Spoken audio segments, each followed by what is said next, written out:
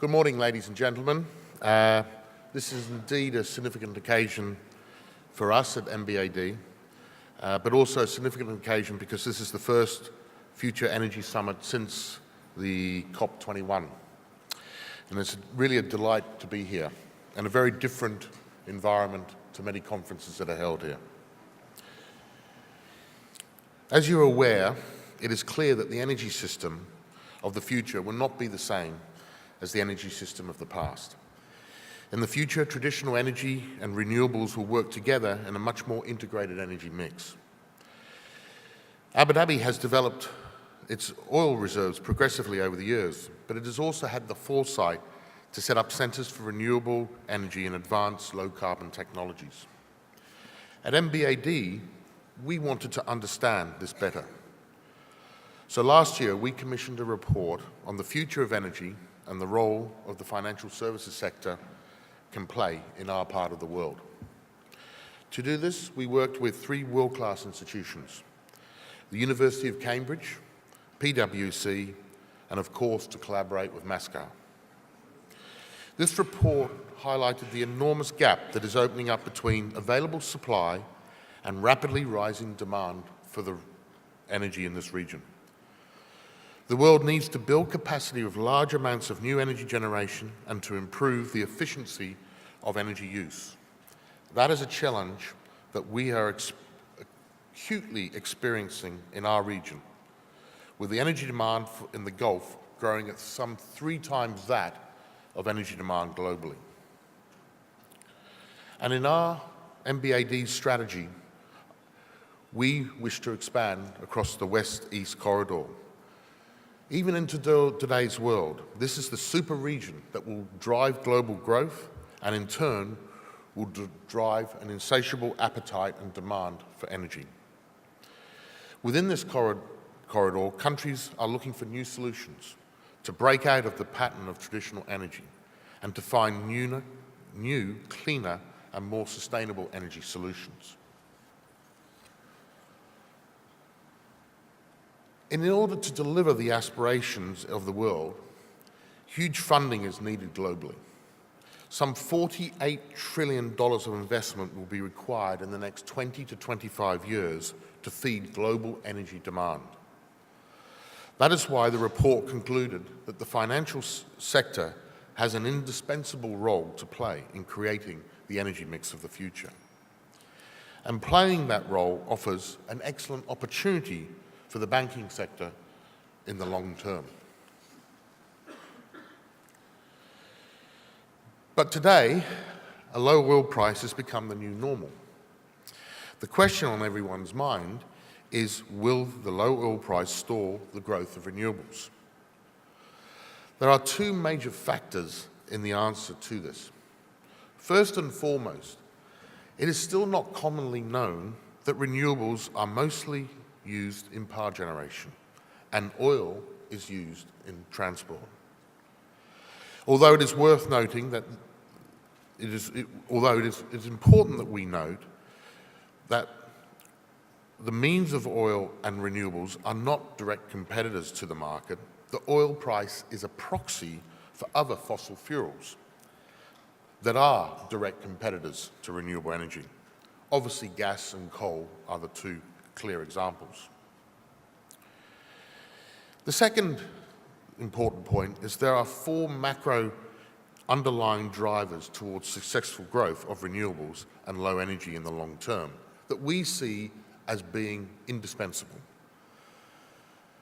First, as I mentioned earlier, the looming gap between demand and supply that needs to be filled. Secondly, the commitment to decarbonise economies by governments globally will continue to be intensive and in fact become more intensive. Thirdly, the desire of nations around the world to diversify sources of energy supply will continue. This is part of their national security agenda and will, in our view, only be made more intense.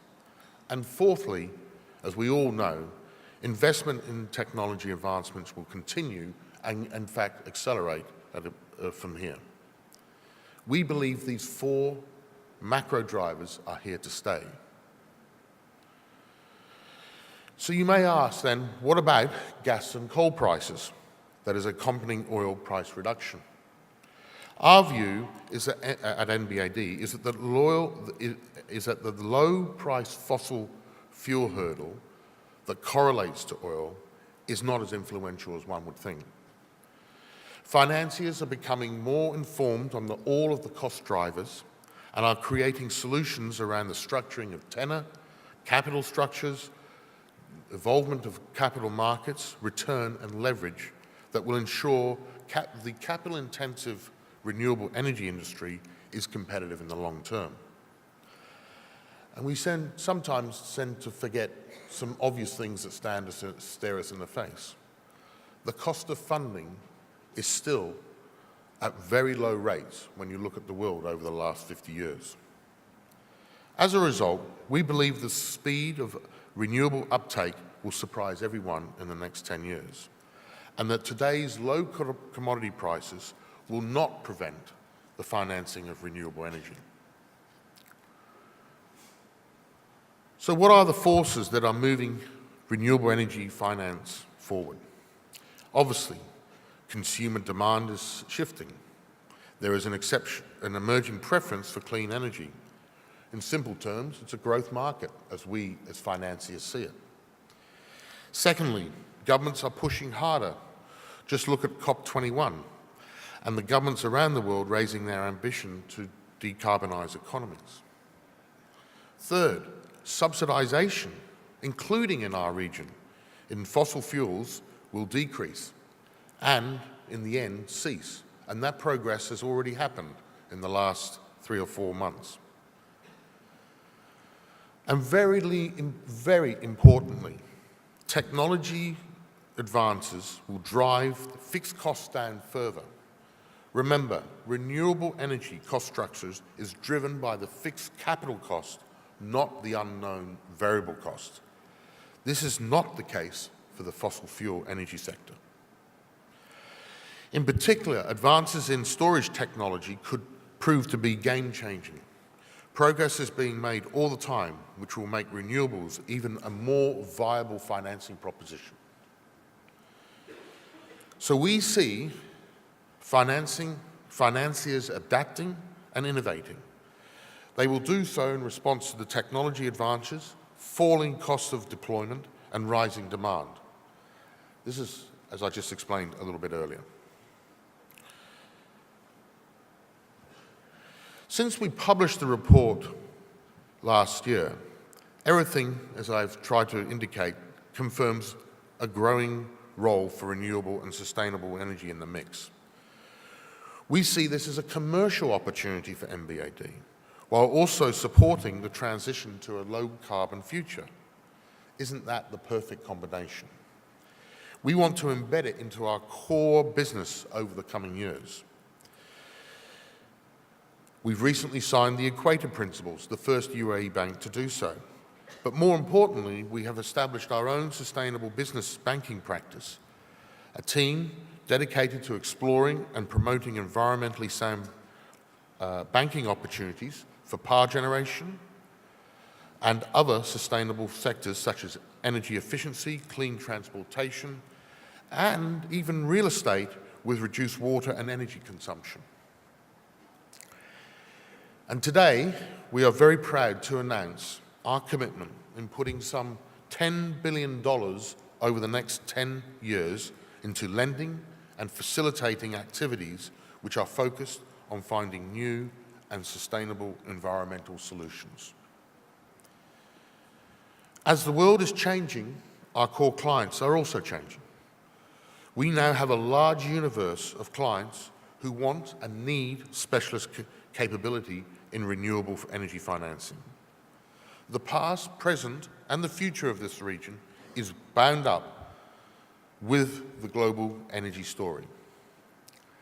As the leading bank in the region, or should I say one of the leading banks in the region, we know we must and we want to show leadership on the future of energy. We are delighted to be part of this important summit, and thank you for your time this morning. I would now like to hand you over to the moderator and the team to discuss further our issue of financing energy in the new world. Thank you very much.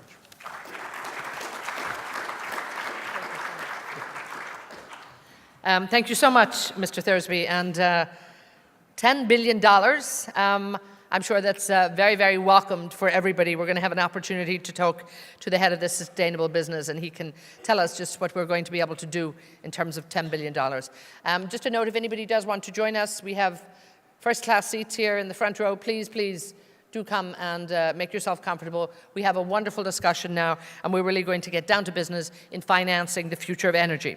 So to continue the discussion, please, we do have plenty of room here in the front row. Please join us.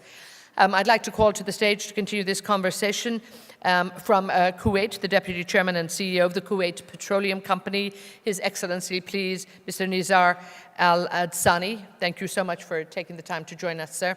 I'd also like to join, welcome from Total, the Head of Finance, the Renewable Energies Division, Vincent Girard. Vincent, thank you so much for joining us. And Nathan Weatherstone, the Head of Sustainable Business at the National Bank of Abu Dhabi. Nathan, please join us.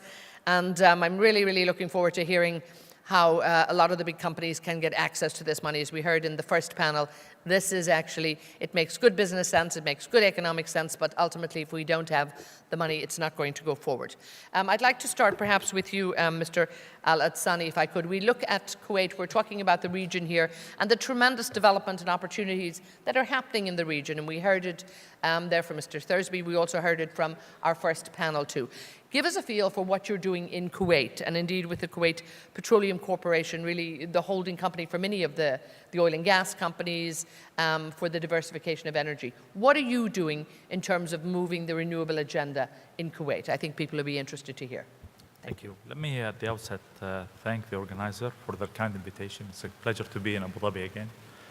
KBC and subsidiaries embarking on a massive growth strategy, be it in the domestic upstream, downstream petrochemicals, and internationally on all fronts.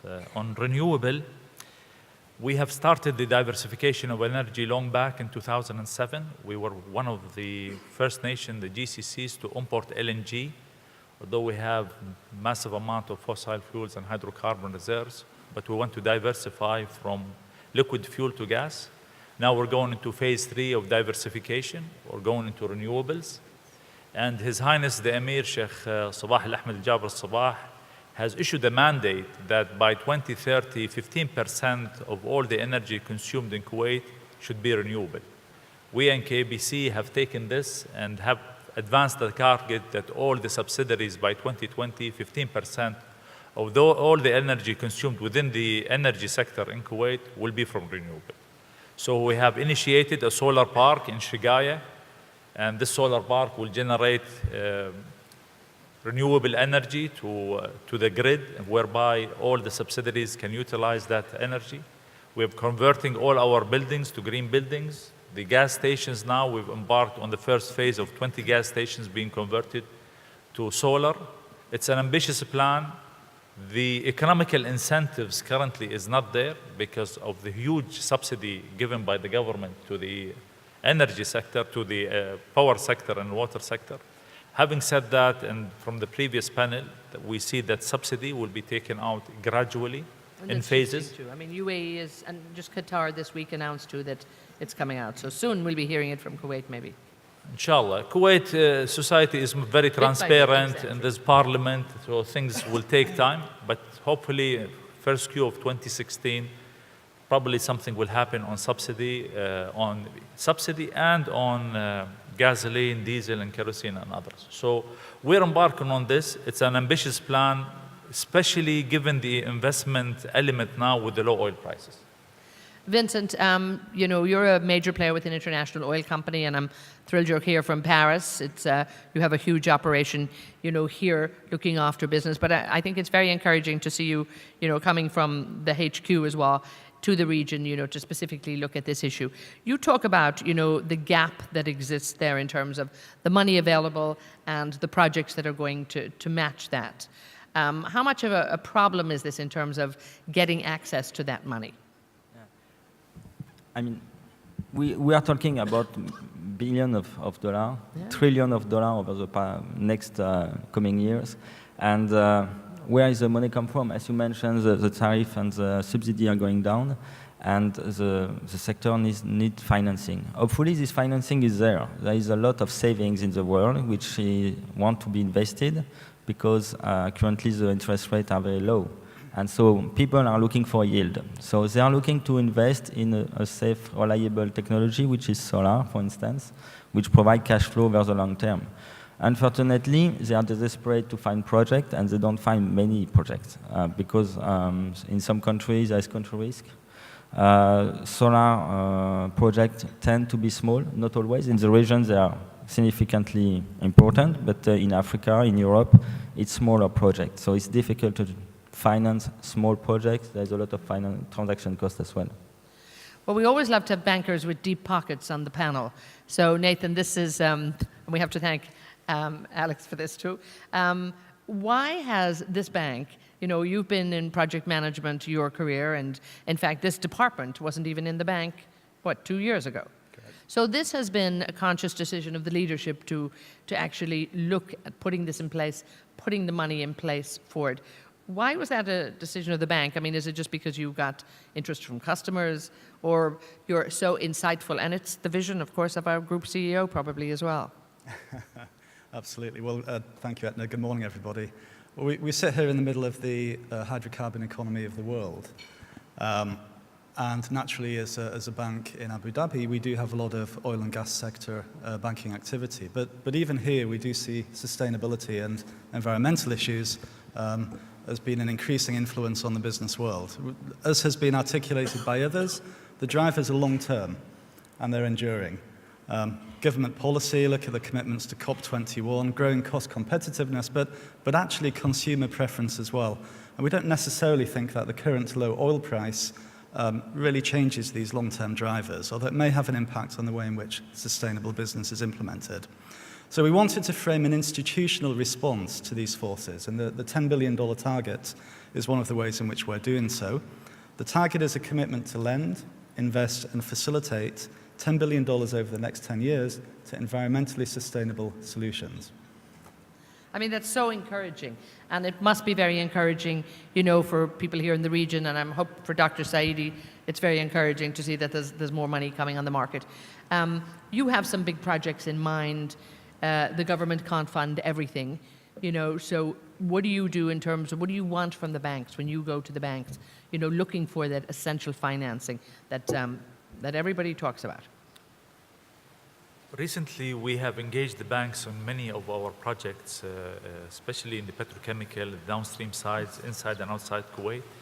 The Vietnam refinery was totally financed. Some of our projects, the Clean Fuel project, will announce the financing end of this month. It's about a $10 billion finance. But I think it's a two-way relationship between the government and the banks to offer security, to offer stability in the laws. And these are long-term investments. I think the previous panel talked about green bonds, sukuk. And we are talking to the banks to see how would the financial and the business model will work in such a way that it's a win-win situation for both entities. Again, our business is capital intensive, long-term investment.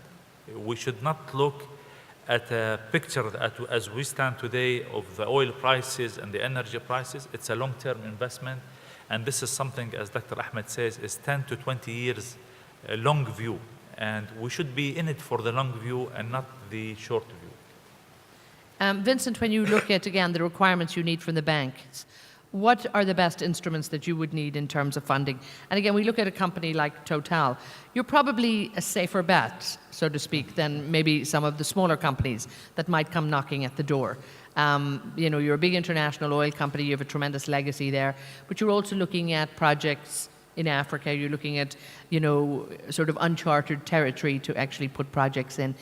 So what are the best instruments that you're finding at the moment? Do you need to see more green bonds? Would yieldcos that Dr. Saidi had alluded to, would they work? I mean, what do you want? Yeah. I will be curious to have Nathan's view on what can project finance do in the coming years, because project finance has been traditionally a significant support for for financing the project, and maybe at some point the bank will have too much of it. So I would be interested to know how he intends to cope with that, and maybe with more access to capital market. You mentioned the green bond, and indeed many companies have issued green bonds, so-called green bonds, which are traditional bonds but just named green. Why? Because the money which comes from this green bond shall be directed to green project only. So there's a specific report for that.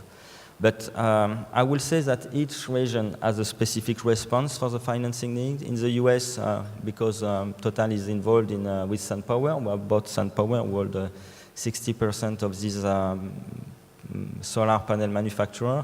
In the US, they build the yieldcos. So what is a yieldco? It's a growth-driven company which is publicly traded on the market and raise money directly from the stock market. And why people are interested in yieldco? It's because yieldco are a vehicle which hold assets, which are solar plants, with safe and reliable cash flow, and they want the dividend from this. So they buy basically a dividend. And so for the company, it's great because they have investors which are stable and a partner which is a sponsor, which has a pipeline of projects and deliver growth over time. So people buy not only the yield, the dividend, but they also buy the prospect of growth because they are sure that there is somebody fueling the vehicle with projects. So that's what happened in the US. I must say that with the volatility of stock market, this model is sometimes questioned. But over the long term, that's the way that the US is going to finance its renewable project for solar, but also for wind. In Europe, it's a little bit different. I talk about green bond, EDF or GDF, big utilities have used that tool, but they also want to implement some financial platforms. So we have seen EDF partnering with Amundi, which is basically a pension fund. And so EDF provides its project and Amundi buys them, investing the savings of the European people. There is a lot of restructuring of portfolio in Europe because the country is mature. So there is a lot of outlet for brownfield projects and investors can't buy them. In the Middle East, I will let you, Nathan, to comment because you are better than me on this area. But for Africa, that's a little bit challenging because, as I mentioned, there is still the country risk. It's difficult to replicate what has happened in Europe. Just to give you an idea, something like $270 billion has been invested in renewable last year. Half of it in emerging markets. That's where the growth is. But people are expecting high return, and maybe a lot of countries also have difficulty to provide PPA. A PPA is a power purchase price. So basically, it's a contract by which the state or the utility buy energy over 20 years as a fixed price. And the PPA has to be bankable. And very often, it's not really well done in a manner that banks can provide money for. So that's the hurdle for us. Absolutely, and I can imagine in some projects, in some perhaps emerging economies, maybe that deal is not done, but you have to have the customer, the end customer, that guarantee has to be there. And if I may add, on this, the World Bank, a lot of multilaterals, a lot of development agencies want to help. IFC has set up a scaling solar initiative, which is taking off. But that's not going to be the only tool for managing this growth in this continent. I'd just like to briefly acknowledge His Excellency Mr. Mirza from Bahrain. The Energy Minister has joined us, so we're thrilled that he's with us as well, and we'll have a chance to talk to you later. Thank you. So you'll be interested in this finance, because I know you have a few projects. You might want to talk to the bank afterwards. Nathan, again, what are the projects that you want to see? Obviously, the big projects, and again, I mean, right now 10 billion sounds like a lot, but that's over a period of years. These are very costly projects that come into place, so you might even get one that wipes out half that money right away. What are you looking for in terms of the projects that you want to see arriving on your desk, and what are you going to decide? What boxes do you think that's in the yes pile or no, or in the bin? In the middle. Well, if you look at the activity to date, it's tended to be large-scale government-sponsored utility generation projects. And this necessarily lends itself to large-scale project financing. Vincent mentioned, project financing within MENA. My observation is the deals which have come to market and have been successfully concluded have not necessarily wanted for regional finance. If you look at the terms on the DEWA deal that was closed last year, I think we were back to pre-financial crisis terms and tenor. So where the deals are well structured and with the appropriate levels of government support, I think that's a sweet spot at the moment for the banks. And I don't think you'll find a shortage of tenor finance for projects which are strategically important for the nation. And again, how difficult is it for smaller projects to get funding from the banks? I mean, or are you going to go after the big projects, or are you quite happy to actually look at both? Because I think a lot of players would hope that you might look at both. Yeah, absolutely. I mean, the smaller project sector, the SME sector, is something that we are tracking very closely. There are a number of drivers which I think are still emerging, and we haven't quite got there in terms of the economic rationale for the smaller projects. Things like the removal of subsidies and the trending towards levelling up the playing field will help. And I think in time that sector will emerge. The $10 billion target is a statement of strategic intent and a direction of travel. We want to cover big projects, little projects in that. At the moment, we see the market being predominantly government, state-owned enterprise-sponsored projects, but we would like to see that change. And I'm sure it will. Mr. Atsani, when you look at the banks, you would hopefully in projects like this also look at them as perhaps a partner, and you have many partners that will come in to play. It's not KPC doing a project on your own. You have many alliances with Spanish companies, I believe, with GE, a variety of that. How does that partnership play in terms of who brings what to the table, and how effective is it to make sure that a successful project gets underway, is financed and delivered? Well, it's one way to diversify the risk. The banks, with their financial scrutiny, they look at these projects and see what technology we bring. We bring international partners, as you rightly said, some of the Spanish entities, GE and others, to bring in technology, lower the unit cost. And there is enormous saving for us because in lieu of that energy that comes from renewable, we are fleeing liquid hydrocarbons and gas to get more income for the state. So there is benefits today for us as we push into renewable. We're freeing more liquids and more gas to export and generate more revenue. And the incentive for them is given by the stability of these projects, the stability of the laws within the state of Kuwait, and the viability of these, be it enhanced oil recovery or smart buildings, or even projects that we're embarking on that deals with the gas projects, which are capital-intensive projects. So there are incentives for these companies to come, invest with their technologies, and we would pay for them in the long term. And we have a model now that we instituted within KBC and subsidiaries, especially in the upstream sector, to make sure that these are viable projects that will go on. Vincent, when you look at the regulatory framework around the region, and I'm sure it's something that, when you go to a bank, you need to have done all your due diligence on that as well. How does that need to change? Are you optimistic that it's changing fast enough, the way you'll look at different countries and begin to say, we mightn't have looked at that a few years ago, but this is attractive now? Are we seeing that shift, and is it happening quick enough? Yeah, I will distinguish two areas. There's the emerging market, and I don't consider this area as an emerging market anymore. It's very sophisticated. But the regulations in place here as Total, are you content with them in this region? Yeah, I think so. I mean, the only things I will mention that has been highlighted, there is the change of technology. We are talking about storage, we are talking about sometimes in other areas firm power, and I would like to see the framework taking into account this, because it's difficult to come in with a new technology when the framework asks for a specific one, the mature one. So probably the framework has to integrate the moving technology in the renewable. It's not a static situation.